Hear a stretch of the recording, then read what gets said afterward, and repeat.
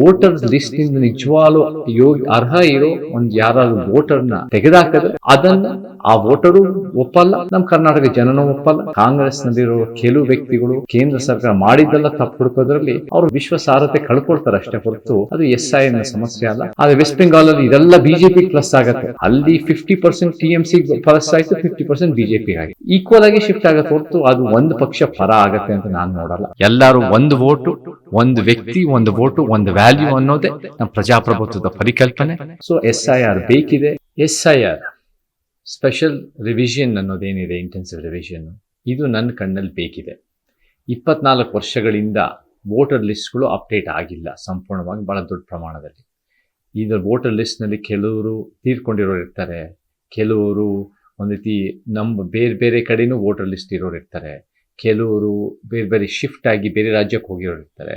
ಈ voter ಲಿಸ್ಟ್ಗಳನ್ನ update ಮಾಡಿ ಪಕ್ಕ ಯಾರ್ಯಾರು ವೋಟರ್ಸ್ ಇದ್ದಾರೆ, ಅದೆಷ್ಟು ಒಂದು 5.5 ಕೋಟಿ ವೋಟರ್ಸು, 6 ಕೋಟಿ ವೋಟರ್ಸ್ ಎಷ್ಟು ಕರ್ನಾಟಕದಲ್ಲಿದ್ದಾರೆ, ಅದನ್ನು ಪಕ್ಕಾ ಮಾಡಿ ಅದನ್ನು ಒಂದು ರಿವಿಷನ್ ಮಾಡೋದ್ರ ಅಗತ್ಯ ಇದೆ. ನಮಗೆ ವೋಟಿನ ಮಹತ್ವ ಪ್ರತಿಯೊಬ್ಬರಿಗೂ ಗೊತ್ತಿದೆ. ನನಗೆ ಏನು ಕಾಣುತ್ತೆ ಅಂದರೆ, ಹಳೆಯ ಎಲೆಕ್ಷನ್ಸ್ ನೋಡಿದ್ರೆ ವೆಸ್ಟ್ ಬೆಂಗಾಲ್ ಎಲೆಕ್ಷನ್ಸ್ನಲ್ಲಿ 93-94% ಅಷ್ಟು ವೋಟಿಂಗ್ ಆಗಿತ್ತು. Tamil Nadu 85-86, Channapatna by election 89% voting. ಈ ವೋಟಿಂಗ್ ಭಾಳ ಹೈ ಪರ್ಸೆಂಟೇಜ್ ಆಫ್ ವೋಟಿಂಗ್. ಇಲ್ಲಿ ವೋಟರ್ಸ್ ಲಿಸ್ಟಿಂದ ನಿಜವಾಗ್ಲೂ ಅರ್ಹ ಇರೋ ಒಂದು ಯಾರಾದ್ರೂ ವೋಟರ್ನ ತೆಗೆದಾಕಿದ್ರೆ ಅದನ್ನು ಆ ವೋಟರು ಒಪ್ಪಲ್ಲ, ನಮ್ಮ ಕರ್ನಾಟಕ ಜನನೂ ಒಪ್ಪಲ್ಲ, ಯಾರು ಕೂಡ ಅದನ್ನು ಒಪ್ಪಿಗೆ ಇಲ್ಲ.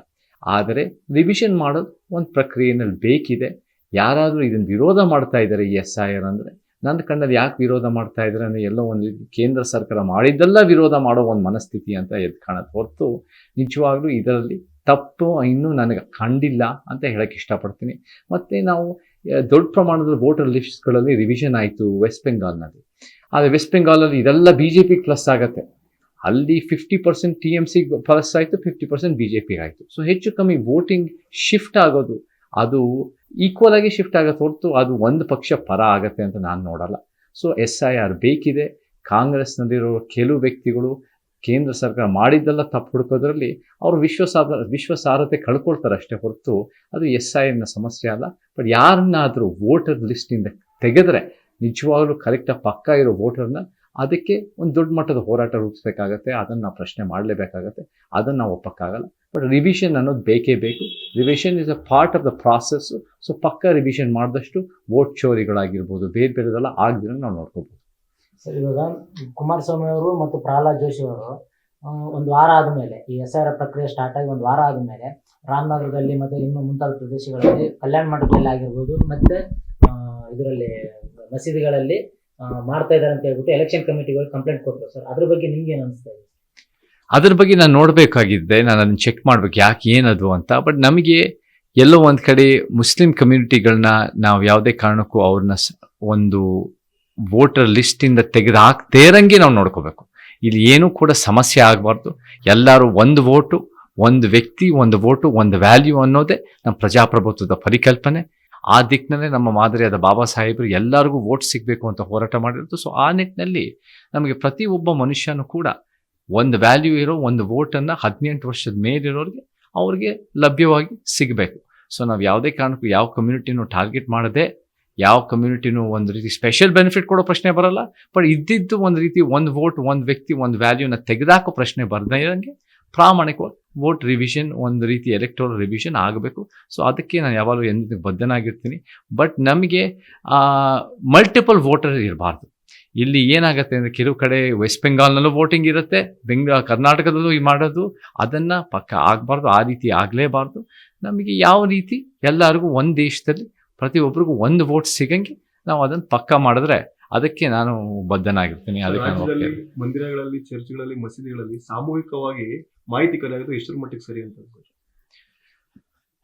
ನಮಗೆ ನಾನು ಅದನ್ನು ಕ್ರಾಸ್ ಚೆಕ್ ಮಾಡಬೇಕು. ಅವರ ಪ್ರಕ್ರಿಯೆ ಏನಿದೆ ಅಂತ, ಅವರ ಪ್ರಾಸೆಸ್ ಏನಿದೆ ಅಂತ. ನಮಗೆ ಧರ್ಮ ನಿರಪೇಕ್ಷತೆ ಭಾಳ ಮುಖ್ಯ. ಧರ್ಮ ನಿರಪೇಕ್ಷತೆ ಅಂದರೆ ಸರ್ಕಾರಗಳಿಗೂ ಧರ್ಮಗಳಿಗೂ ಪ್ರತ್ಯೇಕತನ. ಧರ್ಮ ನಿರಪೇಕ್ಷತೆ ಅಂದರೆ ಎಲ್ಲ ಧರ್ಮಗಳು ಒಳಗೊಂಡು ಒಂದು ಮೂರ್ತಿ ಮುಂದುವರ್ಸೋದಲ್ಲ, ಅದು ಧರ್ಮ ನಿರಪೇಕ್ಷತೆ ಅಲ್ಲ. ಅದು ಡೆಫಿನೇಷನ್ ಆಫ್ ಸೆಕ್ಯುಲರಿಸಮ್ ಅಲ್ಲ. Secularization is a separation of government and religion.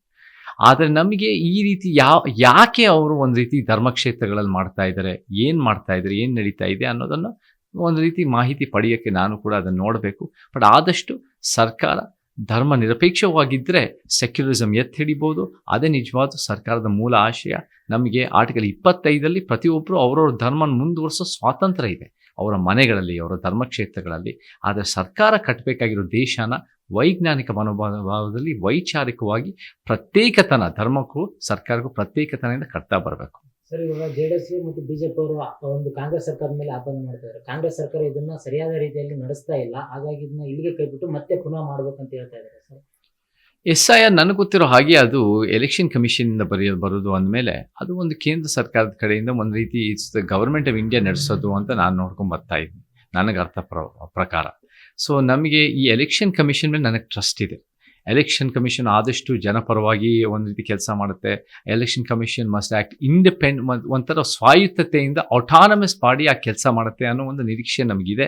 ನಮ್ಗೆ ಆ ದಿಟ್ಟಿನಲ್ಲಿ ಎಲೆಕ್ಷನ್ ಕಮಿಷನನ್ನು ಅವರು ನಮಗೆ SIR ಪ್ರಾಸೆಸ್ಸನ್ನು ಭಾಳ ಪ್ರಾಮಾಣಿಕವಾಗಿ, ಪಾರದರ್ಶಕವಾಗಿ, ನಿಷ್ಪಕ್ಷಪಾತವಾಗಿ ಮಾಡಿದ್ರೆ ಅದು ನಮ್ಮ ಇಡೀ ರಾಜ್ಯಕ್ಕೆ ಅಷ್ಟೇ ಅಲ್ಲದೆ ದೇಶಕ್ಕೆ, ಪ್ರಜಾಪ್ರಭುತ್ವಕ್ಕೆ ಒಳ್ಳೆಯದು. ಸೊ ನನಗೆ ಅವರು ಆದಷ್ಟು election commission must work in a very democratic way and ensure that no vote, ನಮ್ಗೆ ಯಾವ ವೋಟನ್ನು ಎಕ್ಸ್ಟ್ರಾ ವೋಟ್ ಯಾರಿಗೂ ಸಿಗಬಾರ್ದು, ಬಟ್ ಇದ್ದಿದ್ದ ವೋಟ್ ಯಾರನ್ನೂ ಕಳ್ಕೊಳ್ದಂಗೆ ಪ್ರಾಮಾಣಿಕವಾಗಿ ಕೆಲಸ ಮಾಡಿದ್ರೆ ಅದು ಉತ್ತಮ ಅಂತ ಹೇಳಕ್ಕೆ ಇಷ್ಟಪಡ್ತೀನಿ.